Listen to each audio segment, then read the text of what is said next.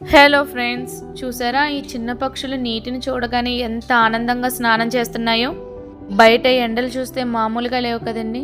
ఈ చిన్న ప్రాణుల దాహాన్ని తీర్చడానికి మీ ఇంటి మేడ మీద కానీ లేకపోతే గోడల మీద కానీ కొంచెం నీటిని పెట్టి వాటిని రక్షిద్దామండి.